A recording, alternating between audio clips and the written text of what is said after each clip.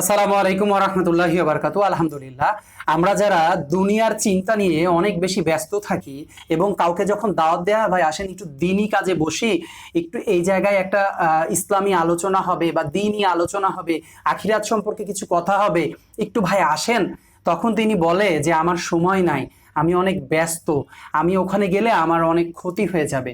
তো একটা হাদিসে এরকম আছে, আমরা যারা দুনিয়ার চিন্তা নিয়ে ব্যস্ত থাকি তাদেরকে যখন আখিরাতের চিন্তা দিকে ডাকা হয় তখন তারা তাদের ব্যস্ততা দেখায়।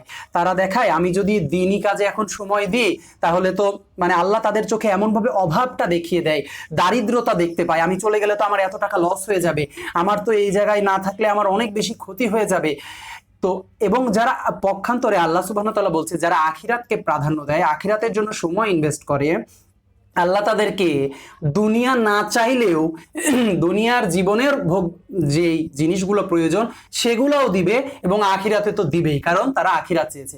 আর যারা দুনিয়া চায় আল্লাহ তাদেরকে দুনিয়ায় শুধু ততটুকুই দিবে যা তার ভাগ্যে লিপিবদ্ধ আছে, তার বেশি একটুও দিবে না।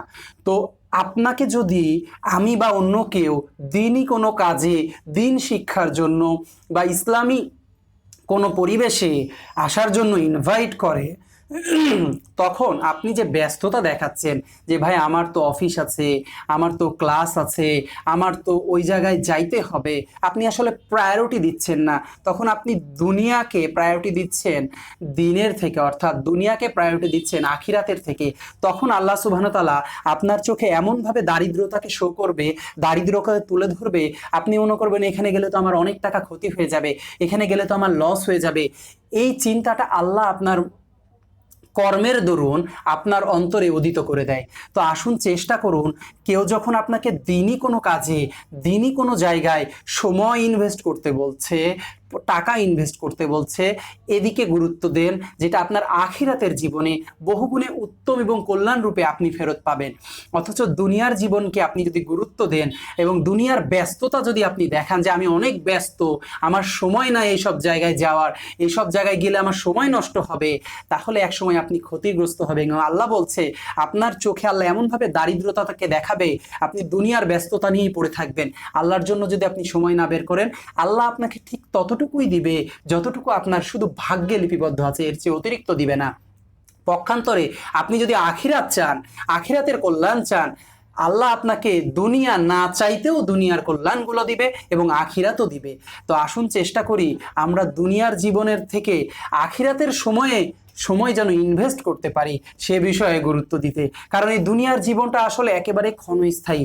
আপনি হয়তো একটা সেতু পার হচ্ছেন, ধরেন আপনি একটা গন্তব্যস্থলে যাবেন, আমাদের এই দুনিয়াটা একটা সেতুর মতো, যে আপনি আপনার বাসা থেকে আপনার কর্মস্থলে যাচ্ছেন, একটা সেতুর মতো, একটা সাময়িক সময়ের জন্য আল্লাহ আমাদেরকে দুনিয়াতে পাঠিয়েছেন। আমাদের পরকালে চিরস্থায়ী, এই দুনিয়ায় 60 বছর, 70 বছর, 100 বছর কেউ হয়তো বাঁচবেন, কিন্তু আখিরাতের জীবন অনন্তকালের স্থায়ী জীবন। ওখানে আপনি 60 বছর না, 70 বছর না, 90 বছর না, শত শত বছর না, হাজার হাজার বছর না, অনন্তকালের জন্য সেই জীবন। সেই জীবনের কথা গুরুত্ব দিয়ে এই অল্প সময় আমাদের উচিত আল্লাহ সুবহানাহু ওয়া তাআলার কাছে এমনভাবে আমাদেরকে জান্নাতের খাতায় যেন আল্লাহ সুবহানাহু ওয়া তাআলা আমাদের নামটি লিখিয়ে দেয়। তো আসুন দুনিয়ার জীবনের গুরুত্ব কম দিয়ে আখিরাতের জীবনকে গুরুত্ব বেশি দিলে, আল্লাহ সুবহানাহু ওয়া তাআলা বলছেন যে আল্লাহ আপনাকে দুনিয়াও দিবে, আখিরাতও দিবে। আর আপনি যদি শুধুমাত্র দুনিয়াকে গুরুত্ব দেন, আল্লাহ শুধু আপনাকে দুনিয়াই দিবে। তো আসুন চেষ্টা করি আমরা যেন আল্লাহ সুবহানাহু ওয়া তাআলা সূরা বাকারায় যেটা বলে যে রব্বানা আতিনা ফিদ দুনিয়া হাসানা ওয়া ফিল আখিরাতি হাসানা ওয়া কিনা আযাবান্নার, হে আল্লাহ তুমি আমাদেরকে দুনিয়ার জীবনে এবং আখিরাতের জীবনে সকল কল্যাণ দান করো এবং জাহান্নামের আগুন থেকে তুমি আমাদেরকে হেফাজত করো। আসসালামু আলাইকুম ওয়া রাহমাতুল্লাহি ওয়া বারাকাতুহু।